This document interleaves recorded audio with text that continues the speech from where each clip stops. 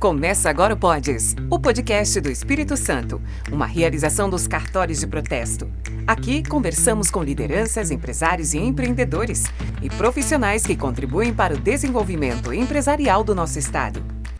E hoje nós estamos recebendo aqui nos nossos estúdios a professora Caroline Marchiori. Professora, seja muito bem-vinda ao Podes. Muito obrigada, Rubem. E vamos falar de reforma tributária, um assunto aí que está no nosso dia a dia e vai estar no nosso dia a dia por muito tempo, não é isso, professora? É isso mesmo. Para a gente começar aí, o que é essa reforma? Vamos lá, Rubem. Começando então do começo, nós estamos falando sobre uma reforma da tributação do consumo. Eu, como você mencionou, sou professora e muitos alunos perguntam, professora, vai mudar tudo? Tudo que eu estou aprendendo agora eu vou ter que reaprender? Não é bem assim. O que muda é a tributação sobre o consumo. Resumidamente, existem três grandes bases de tributação: renda, patrimônio e consumo. Ainda se espera, em breve, esperamos uma reforma da tributação da renda, mas nesse momento o foco está na tributação do consumo. E essa reforma ela foi promovida pela Emenda Constitucional número 132 de 2023 e foi regulamentada pela Lei Complementar 214, que foi promulgada, entrou em vigor no início desse ano e agora acabou de ser aprovado na semana passada, se eu não me engano, no Senado, o PLP 108, que é um projeto de lei complementar que continua regulamentando essa reforma. Até quando essa reforma, professora? Porque a gente vê todo dia sendo aprovado um projeto aqui, um PL ali. Até quando isso? Vamos lá. Provavelmente, a gente sempre vai ter algum tipo de reforma tributária, porque a tributação por si complexa. Eu diria que a reforma tributária, de alguma forma, é algo contínuo. Mas, claro, nessa dimensão que a gente está visualizando agora, não tem tem um fim. De novo, nós estamos falando da tributação do consumo. Certo. Ela se inicia no ano que vem, aliás, os efeitos dela começam a ser produzidos no ano que vem. 2026.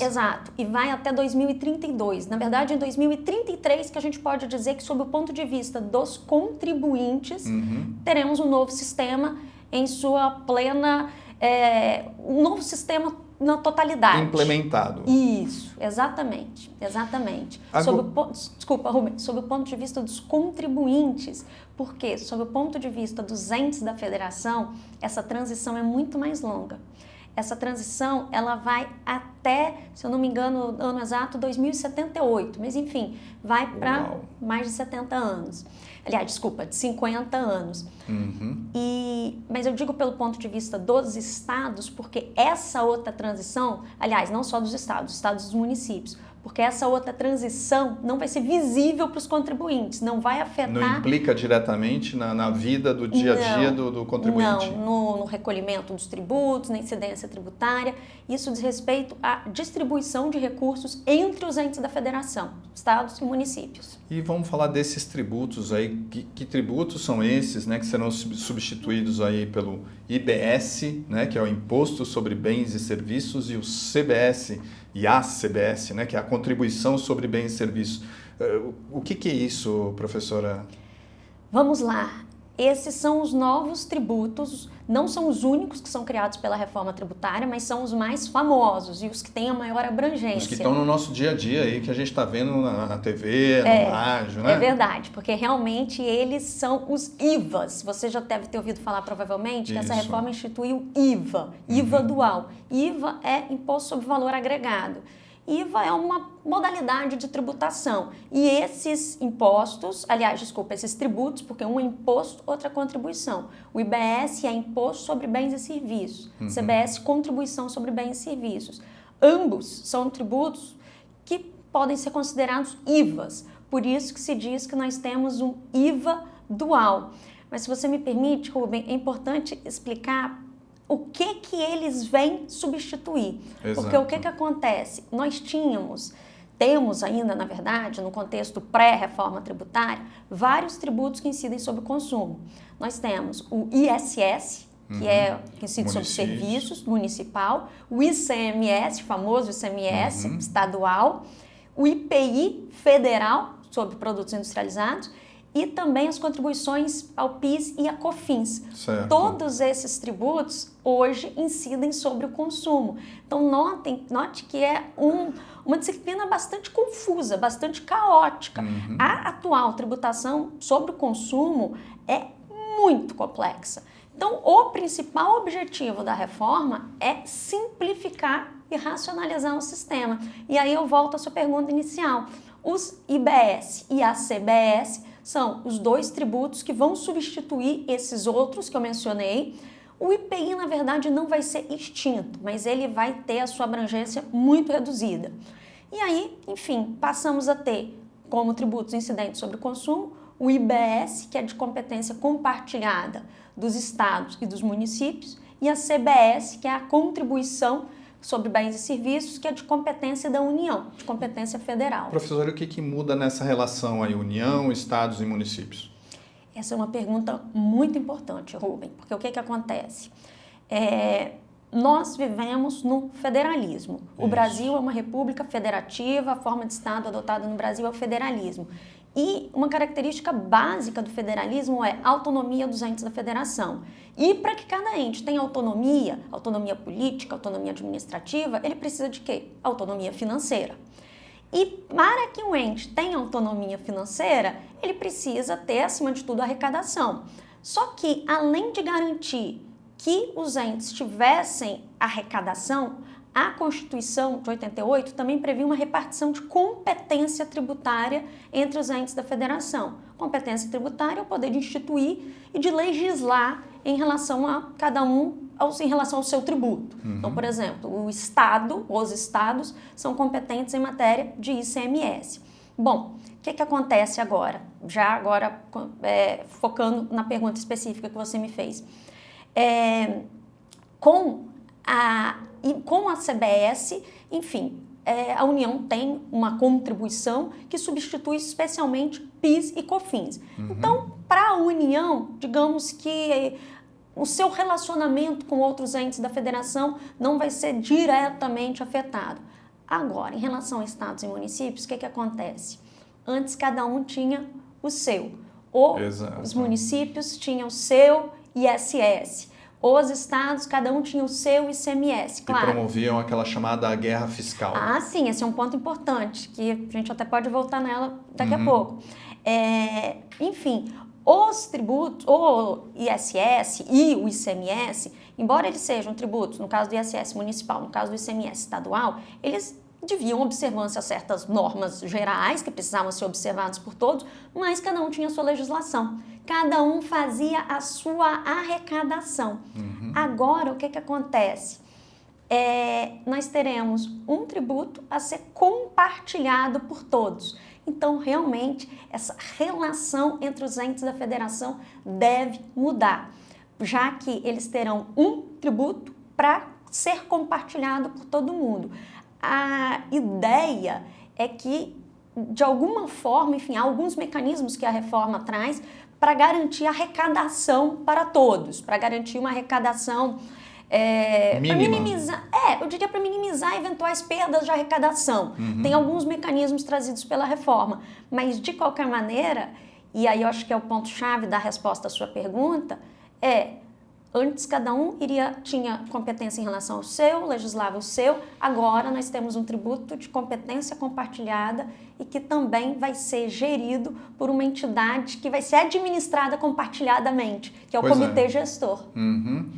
Professora, eu acho que o viés aí seria a redução da carga tributária, mas pode ocorrer o contrário? Pode haver aumento da carga tributária? Vamos lá, essa pergunta é muito boa, Rubem, porque realmente as pessoas, ao pensar na reforma tributária, pensam justamente na carga tributária. Exato. Mas não é o objetivo dessa reforma mexer na carga tributária, nem para aumentar e nem para diminuir.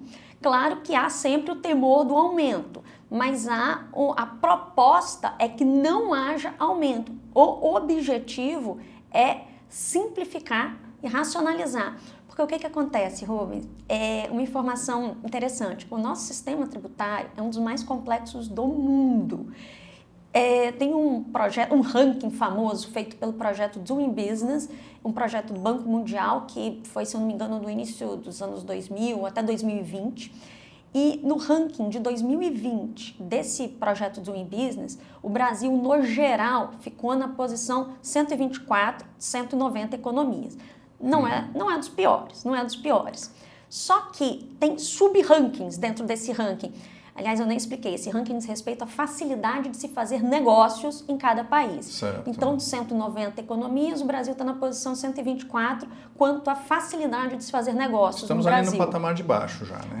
Já no patamar de baixo, mas não é dos piores porque piora bastante quando a gente fala de tributação. Esse projeto faz alguns rankings específicos por quesitos, e um desses quesitos é pagamento de impostos. E nesse ranking de 2020, o Brasil, de 190 economias, estava na posição 184. Opa, que felicidade Pois isso, é, né? pois Ao contrário. Exato, exato. Por quê? Porque é um dos piores sistemas tributários do mundo. E grande parte disso se deve a esse caos tributário, a esse, um autor famoso de direito tributário se referia ao manicômio tributário. E na opinião da senhora, a gente vai conseguir com essa reforma melhorar pelo menos nesse ranking aí? A gente sobe um pouquinho? Olha, eu quero acreditar que sim. E eu acredito que uma vez que essa transição sob o ponto de vista do contribuinte esteja concluída, eu acredito que sim.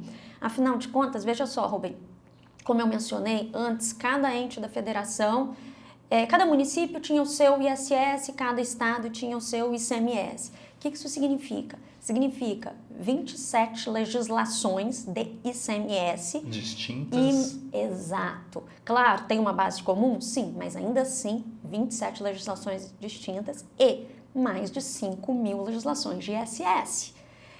Que é justamente, afinal de contas, nós temos mais de 5.000 municípios, não me lembro o número exato, mas quer dizer, mais de 5.000 legislações de ISS. Então, uma empresa que atua no Brasil inteiro, uma rede que atua em vários municípios, tem um custo de conformidade enorme. Além da carga tributária em si, um custo de conformidade gigantesco.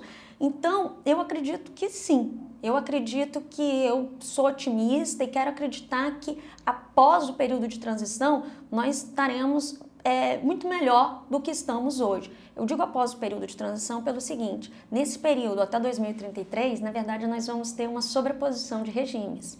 Então nesse período o regime anterior, pré-reforma tributária, que é o que está em vigor hoje, convive com o regime novo que vai sendo implementado paulatinamente. Então nesse período eu acredito que a gente vai ter uma complexidade maior, mas caminhando, espero, para uma melhora. A gente vai aprender a lidar com esses novos tributos, com essa forma de tributação. É exatamente isso. Como eu mencionei, esses novos tributos vão ser implementados de forma gradual.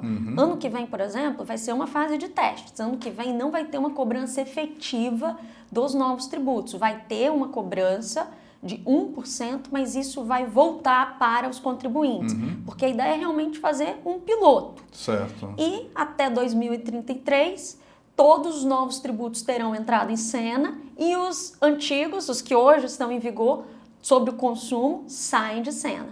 Esse modelo é interessante, professora, na opinião da senhora, que é uma especialista nessa área?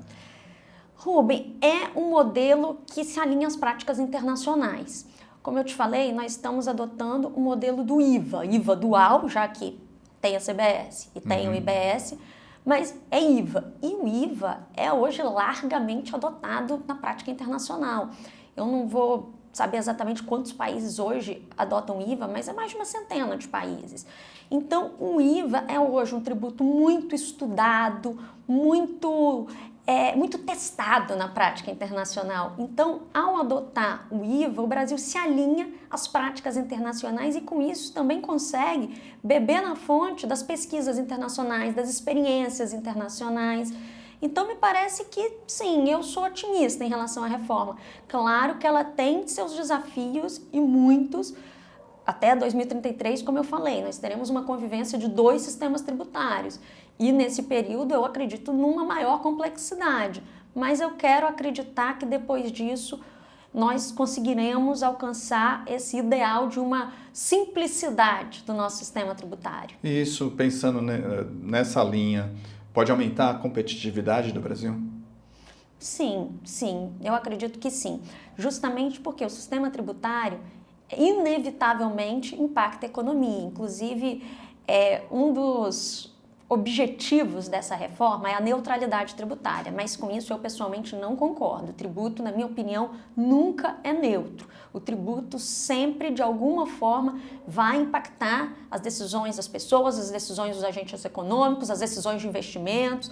Então, eu entendo que o tributo nunca é neutro. Mas, se nós estamos falando de uma reforma que vai trazer simplicidade, que vai diminuir os custos de conformidade tributária, ainda que não impacte imediatamente a carga tributária, que espera-se vai continuar a mesma, eu acredito que sim, que tem tudo para aumentar a competitividade do Brasil. Inclusive, é a grande aposta do governo, que os efeitos, os impactos econômicos dessa reforma vão ser muito positivos. Agora, pensando nessa não neutralidade que a senhora falou, o que muda aí no preço dos produtos e serviços para o consumidor, para quem está lá na ponta? Muda alguma coisa? Muda. Vamos lá. Melhora?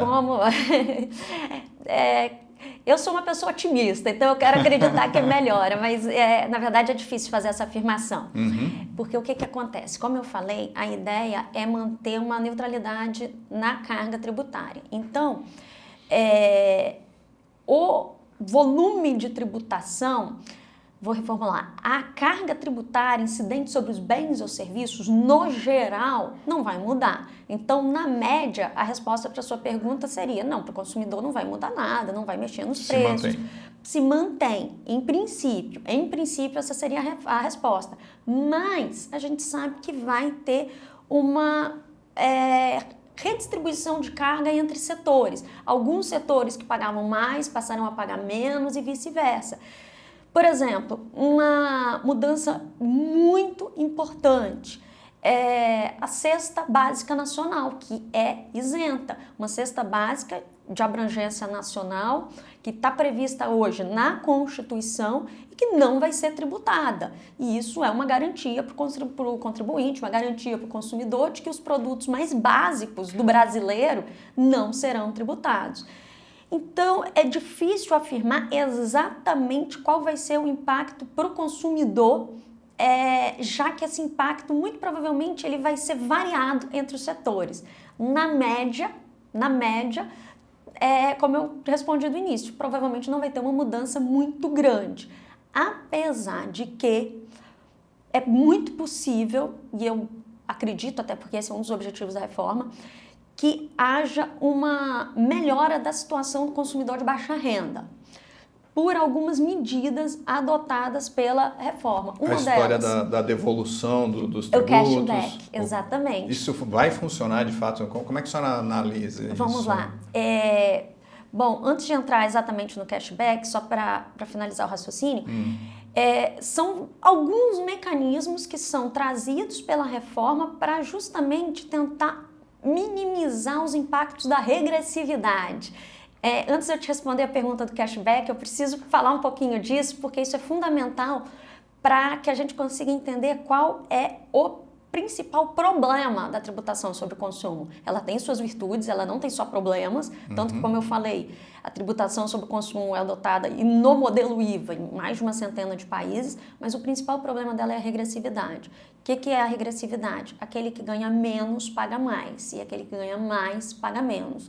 Justamente porque, vamos pensar nessa caneta aqui. Se ao comprar essa caneta aqui, eu pago R$1 de tributos, para facilitar, deve ser menos, mas enfim, só para facilitar a conta, se eu pago R$1 de tributo e a minha renda é de R$5.000, esse R$1 vai ter um determinado peso. Agora, se você compra essa caneta e você ganha muito mais que eu, você ganha R$50.000, essa caneta vai ter proporcionalmente um peso menor, ou melhor, os tributos incidentes vão ter um peso menor para você. E isso é uma característica que é inerente à tributação do consumo. O principal defeito dela, ela tem suas virtudes, como eu falei, mas esse é o principal defeito. E aí, para amenizar essa regressividade... Não dá para equiparar, mas dá para amenizar. É isso. Para amenizar essa regressividade, que a reforma traz algumas medidas, dentre elas, por exemplo, a cesta básica nacional, a redução de alíquotas para alguns setores, uma coisa que foi, inclusive, uma grande vitória no que diz respeito à luta pela igualdade de gênero, é a alíquota zerada para produtos relativos à higiene menstrual. Isso foi uma grande vitória, incluído, não estava previsto no projeto original, mas foi incluído na emenda constitucional e é realmente considerado uma coisa muito favorável à igualdade de gênero. Mas enfim, voltando. Então, reduzir a tributação para alguns setores específicos, para alguns produtos, para alguns serviços, é uma forma de amenizar a regressividade. Certo. Outra forma é o cashback, sobre o qual você me perguntou. O que é o cashback? É a devolução de parte do tributo pago por consumidores de baixa renda. Hoje, com a tecnologia que nós temos, isso é possível. No passado, isso seria algo impensável. Até porque, como eu te falei, a tributação sobre o consumo ela é regressiva e era mais difícil, enfim, se a gente estivesse tendo essa conversa no passado, eu te falaria, olha, é muito difícil amenizar essa regressividade pela principal razão de que nós não sabemos quem é o consumidor. Exato, fica bastante complicado. Né? Exatamente. É um tributo impessoal. Como eu falei aqui, a gente não sabe quem vai comprar a caneta. Se eu compro e eu ganho 5 mil reais, o impacto para mim é um. Se você compra e você ganha 50 mil reais, o impacto é outro. Então, o que acontece? Não se sabendo quem é o consumidor, é muito difícil calibrar esse impacto. Mas hoje em dia, com a tecnologia, é mais fácil saber quem é esse consumidor e direcionar esse consumidor de baixa renda esse cashback. Quem é o consumidor de baixa renda? Pela lei complementar, é o consumidor que tem renda per capita na família de até meio salário mínimo. Esse é o consumidor de baixa renda que vai fazer jus ao cashback. E eu acredito que tem tudo para funcionar. Temos tecnologia para isso, que no passado esse seria o principal empecilho. Então hoje é possível identificar esse consumidor de baixa renda. Professora, microempreendedores e trabalhadores informais também serão impactados aí de alguma forma? Vamos lá. Menos, mas sim.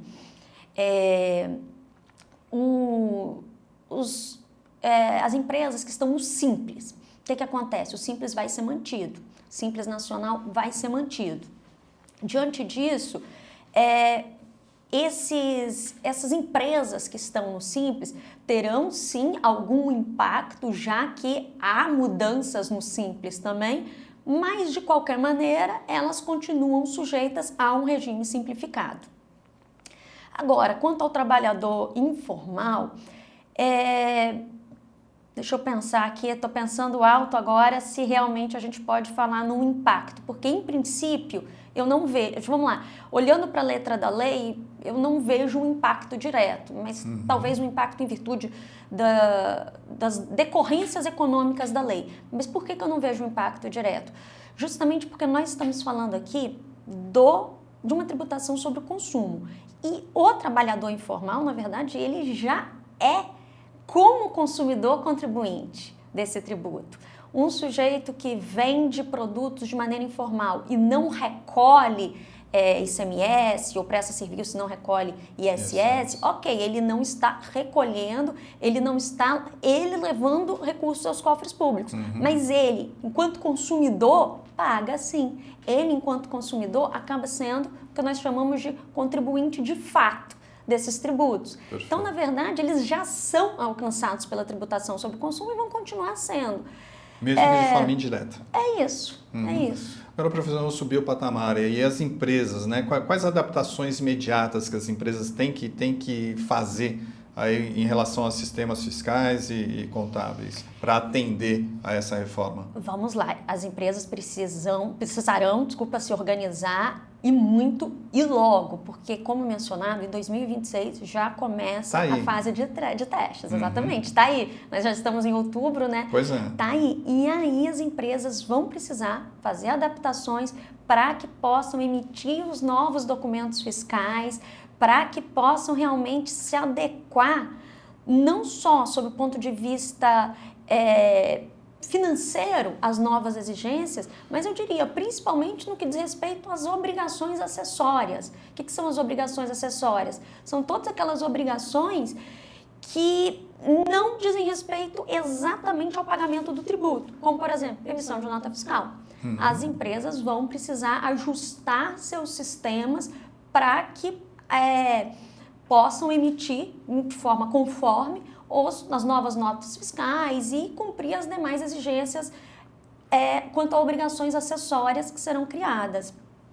E, além disso, é importante que as empresas se informem, porque, como eu falei, há impactos diferentes para setores diferentes. Então, nós estamos conversando aqui, Rubens, sobre impacto geral, sobre a regra geral, ou aquilo que acontece na média. Mas cada empresa precisa se informar para entender se há algum regime especial para o seu setor, se há alguma alíquota diferenciada para o seu setor. Então, é muito importante que cada empresário, que cada empresa realmente entenda como a reforma vai impactar o seu negócio diretamente. E já está em cima do laço. Já está em cima. Apesar de que as empresas do Simples e os MEIs, no ano que vem, não precisarão cumprir essas novas exigências quanto à emissão de notas fiscais. Vai ser o teste. Eles ficam dispensados, exatamente. É literalmente um teste. Tanto que no ano que vem, aquilo que for arrecadado vai ser devolvido. Então, é uma fase de testes mesmo no ano que vem. A cadeia de créditos entre as empresas, como é que vai ficar isso? Teoricamente vai melhorar. Pelo menos essa é a grande promessa, é uma das grandes promessas dessa reforma tributária. Porque o que acontece? Um dos problemas do sistema tributário anterior era a não cumulatividade restrita. Teoricamente... O que é isso? Vou explicar. Vamos lá. Vou explicar pelo contrário da não cumulatividade, pela cumulatividade. O que é a cumulatividade? A incidência tributária cumulativa. É o tributo que incide sobre tributo. É a chamada tributação em cascata, a tributação que vai se acumulando na cadeia. A tributação não cumulativa é justamente aquela que leva em consideração o que já foi pago na etapa anterior da cadeia produtiva ou da cadeia comercial, que é justamente o que você mencionou, os créditos. É justamente essa tomada de créditos, essa escrituração de créditos que permite a realização da não cumulatividade. Afinal de contas, se uma determinada empresa consegue se apropriar de créditos incidentes na etapa anterior, ela vai descontar aquilo ali sobre o valor que vai incidir na sua saída, quando da venda ou quando da prestação de serviço do seu produto. Apesar de que o ICSS, que é imposto sobre serviços de qualquer natureza, esse era cumulativo. Cumulativo. Mas o ICMS, em tese, é não cumulativo e PIS e COFINS são tributos que têm uma sistemática cumulativa e outra não cumulativa. E o IPI, ele é não cumulativo. Só que todas essas não cumulatividades, elas não são plenas.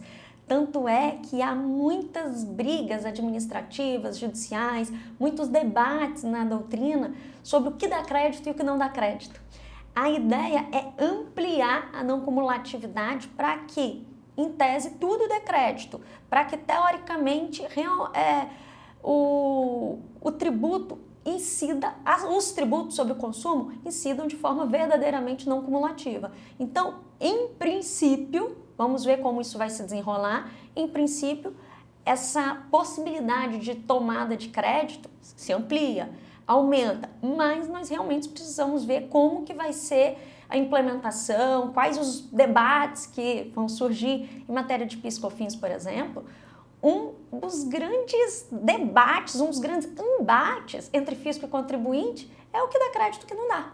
É o contribuinte escriturando um determinado crédito, o fisco glosando e assim... Essa briga aí. A gente pode pensar, então, que essa reorganização vai melhorar a vida das empresas? Eu acredito que sim. Aí a gente cai naquele objetivo inicial, que é simplificação do sistema. Se vai simplificar o sistema, simplifica a vida das empresas, pelo menos num segundo momento, já que num primeiro momento elas precisarão se adaptar, elas precisarão passar por essa fase em que elas, além de terem que fazer adaptação, também vão ter que conviver com os dois sistemas. Pois é. Professora, agora trazendo aqui um pouco para o Espírito Santo, né? Com o fim do ICMS, afeta esses programas que a gente tem aqui, como o Compete e outros programas aí de incentivo? Vamos lá, sim, afeta sim, Rubem. De que forma isso, professora? O que acontece? Esse é um tema que eu pessoalmente gosto bastante, é um tema que foi até o tema da minha tese de doutorado, benefícios fiscais. Então eu gosto bastante de estudar esse tema. O que acontece? Os benefícios fiscais, eles serão extintos. Então, um estado que de alguma forma tem a sua economia muito atrelada aos benefícios fiscais, tende a ser impactado, como é o caso do nosso estado. Não só o nosso estado, né? Afinal de contas, você até chegou a mencionar em pergunta anterior a questão da guerra fiscal. Outros estados também vão entre aspas, perder os seus benefícios fiscais. Porque o que acontece? Qual é, né, mais uma vez, o objetivo central dessa reforma? Simplificação. E benefícios fiscais, Rubens, por mais que possam ter efeitos positivos, e essa é a ideia, benefícios tragam efeitos positivos para as economias, no caso do nosso Espírito Santo, para a economia capixaba, para o desenvolvimento do Espírito Santo. Mas, apesar disso, os benefícios fiscais, por serem exceção, por serem normas que trazem exceção à regra tributária, são literalmente exceções à regra, eles trazem uma complexidade para o sistema. E outra, nem sempre os benefícios fiscais, não estou falando especificamente do caso dos benefícios do Espírito Santo, estou falando no geral, nem sempre os benefícios fiscais, eles têm o seu efeito comprovado. Então note, muitas vezes a gente tem uma norma que traz maior complexidade para o sistema, sem efeito comprovado, já que o controle de efeito dessas medidas é muito difícil. Então, quer dizer, é algo que não condiz com a ideia de simplicidade da reforma tributária. Então, a reforma, ela extingue os benefícios fiscais atuais, já que extingue os tributos aos quais eles estão relacionados. Vamos voltar aqui para o Espírito Santo. Isso pode fazer com que o Estado perca a competitividade de alguma forma? É possível, porque vamos lá, o Estado tem, como você mencionou, importantes benefícios relacionados ao ICMS. Sim. E o ICMS vai ser extinto. Logo, os benefícios fiscais relacionados ao ICMS serão extintos. Aí você poderia perguntar, tá, mas o Estado não poderia conceder benefícios relacionados ao IBS, que é o novo tributo? Não pode. Isso é expressamente vedado pela Constituição, após a reforma, após a emenda da reforma. Expressamente vedado. A Constituição, ela traz alguns regimes específicos, traz algumas exceções à tributação regra, mas os entes da federação não podem conceder. Então, essa estratégia que o Estado usa para atrair empresas via concessão de benefícios fiscais, ela realmente não poderá mais ser utilizada. Então, o Estado vai ter que buscar outras alternativas para manter a sua competitividade. E tem um outro ponto. Hoje, a tributação, ela é realizada na origem, parte na origem e no destino, enfim. O que nós chamamos de tributação na origem? Onde o produto é produzido, onde o serviço, onde está o prestador de serviço, onde está o produtor de um determinado produto. Então, isso é o que nós chamamos de tributação na origem. Na verdade, no sistema atual há uma certa divisão entre a tributação na origem e no destino, mas a tributação pelo IBS vai ser uma tributação no destino. O que isso significa? Que no fim dessa transição de mais de 50 anos para os entes da federação, quem vai receber os valores arrecadados pelo IBS vai ser o Estado e o município de destino dessas mercadorias ou desses serviços. Ou seja, os recursos vão para onde os consumidores estão. E aí o Estado do Espírito Santo pode ter uma perda, já que é um Estado com uma população pequena. E a gente tem aí setores estratégicos, né? Café, portos, celulose, e que hoje trazem aí um arcabouço econômico bastante interessante. A gente vai perder isso. Vamos lá. É claro que toda a movimentação econômica que essas empresas fazem, se elas continuarem aqui, elas vão continuar fazendo. Mas vamos pensar o seguinte, a arrecadação, a distribuição da arrecadação vai mudar. Então, como eu falei no início, são dois pontos. Por um lado, a estratégia de competitividade do Estado precisa mudar, terá que mudar, já que benefícios fiscais não são mais uma alternativa. E, por outro lado, como a distribuição da arrecadação também vai mudar, o Estado, agora olhando sob o ponto de vista público mesmo, olhando sob o ponto de vista do governo, ele também vai precisar buscar meios de assegurar a sua arrecadação, sabendo que, a partir de, enfim, completada essa reforma, a tributação estará onde o consumidor está. Exato. E vamos pensar aí, professora, nos municípios. Como é que ficam os municípios nesse quadro? Vamos lá. Principalmente em relação ao IBS, né? Sim. Os municípios, assim como os estados, né, perdem o tributo que era seu, no caso o ISS, e passam a fazer parte dessa tributação compartilhada. Os municípios terão representantes no comitê gestor, serão 27 representantes dos municípios, assim como 27 representantes dos estados no comitê gestor. E a lógica de distribuição da arrecadação é a mesma que eu mencionei antes, ou seja, a arrecadação vai para os municípios onde o consumidor estiver. Logo, a gente aqui em Vitória também tem problema de arrecadação, já que a população de Vitória é muito reduzida. Então, o município de Vitória tende a perder arrecadação. Não sei dizer os números, mas tende a perder. Outros municípios vão se beneficiar, porque a população é grande, enfim, o consumidor, tendo um mercado consumidor mais relevante, esses municípios tendem a se beneficiar. Fazendo uma previsão aí, professora, como é que a senhora acha que a sociedade civil, a população em geral e as associações empresariais vão reagir aí, ou têm reagido a essa reforma? Olha, essa reação varia um pouco de setor para setor, pelo que eu tenho visto, né? E não só as reações, mas também os lobbies, as tentativas para melhorar, para que a legislação que impacta um determinado setor melhore. Mas como a ideia é realmente trazer uma simplificação, eu acredito que é difícil, enfim, eu também não tenho essa informação sobre o total, né, das entidades empresariais, mas eu acredito que a tendência, ainda mais agora que a reforma já está em curso, é que elas de alguma forma ajam para que façam a reforma dar certo e que possam colaborar com a simplificação do sistema tributário, colaborar, eu digo, por meio de debates e também com a influência sobre os legisladores, de alguma forma, né? Entre aspas, lobby, né? Agora, professora, como a sociedade civil e as associações empresariais têm recebido essa reforma? Olha, eu acredito que com preocupação, já que toda mudança causa uma preocupação, mas eu acredito que há um otimismo, até porque essa reforma ela foi demandada pelas empresas também, pela sociedade também. Afinal de contas, já se fala em uma reforma tributária há 30 anos. Então, eu acredito que que o que a gente, na verdade, que se vê hoje é uma preocupação. Poxa, o que vem por aí? Como é que vai ser isso? Como é que isso vai realmente impactar a minha vida, o meu negócio? Mas, de um modo geral, me parece que a reação é positiva, já que essa reforma era esperada. E a ideia é simplificar o nosso caos tributário.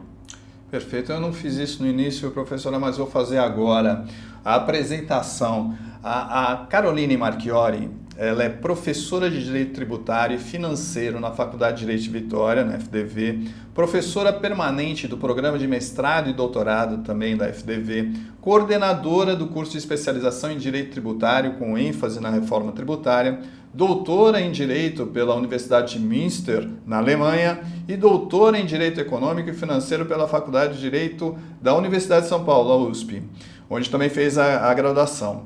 Ela é formada ainda em Administração de Empresas pela Escola de Administração de Empresas de São Paulo, né, da Fundação Getúlio Vargas, a FGV, e foi conselheira do CARF, o Conselho Administrativo de Recursos Fiscais do Ministério da Fazenda. Essa é a pessoa com quem a gente está conversando. Agora, professora, como é que foi parar no direito tributário? Isso foi uma coisa que foi se delineando ainda quando eu estava na faculdade. Eu gosto do direito, fui fazer direito com algumas dúvidas, mas logo essas dúvidas se dissiparam. Eu gostei muito desde o início do curso, mas eu sempre tive um pezinho um pouco nas exatas, tanto é que eu fiz administração também. Então, o direito tributário me pareceu a área que unia dois campos que eu sempre gostei muito desde que entrei na faculdade. Por um lado o direito, de outro lado a economia, a administração, que são temas que até hoje me interessam bastante. Então, ainda na metade da faculdade, eu vi que meu caminho era esse e lá se vão 20 anos. E com uma expertise maravilhosa aí, né? Entendendo muito de tributário. Precisamos. Apesar do nosso caos tributário, Rubens, a gente que gosta... Desvendar esses mistérios tributários. Pois é engraçado que muita gente, eu digo inclusive muitos bacharéis em direito, muitos alunos detestam tributário. Inclusive, só de saber que tem número aí já querem distância. Mas, por outro lado, quem gosta de tributário gosta muito. Quem em algum momento chegou nessa área não sai mais e gosta. E aí, realmente, é desafiador desvendar os meandros desse caos tributário brasileiro, mas a gente vai tentando sempre se manter atualizado e atento às principais discussões. Professora, para quem acompanha aqui o PODES, o empresariado em geral aqui do Espírito Santo, as pessoas que estão interessadas no desenvolvimento do Estado, que mensagem que a senhora pode deixar em relação aí à nossa reforma tributária? Bom, a mensagem que eu deixo é: sejamos otimistas, vamos acreditar que essa reforma vem para a simplificação de um sistema que é ainda, né, dos mais complexos do mundo. Havia vozes contrárias à reforma, mas fato é que a reforma foi aprovada e está em curso. Então eu acredito que agora é o momento de unir forças para que a reforma aconteça, para que ela realmente seja efetivada da melhor forma possível, trazendo benefícios para os empresários, trazendo benefícios para o Estado e principalmente para a sociedade de um modo geral. Professora doutora Caroline Marchiori, muito obrigado aí por tantos esclarecimentos, né? Em um tema que afeta todo mundo e vai afetar ainda mais nos próximos anos, né? Muito obrigado pela sua participação aqui no PODES. Eu que agradeço pelo convite, foi um prazer, Rubem. E o PODES, o podcast do Espírito Santo, termina aqui. Obrigado por acompanhar a gente e até a próxima. Esse foi mais um episódio do PODES, o podcast do Espírito Santo, um projeto dos cartórios de protesto. Até o próximo episódio.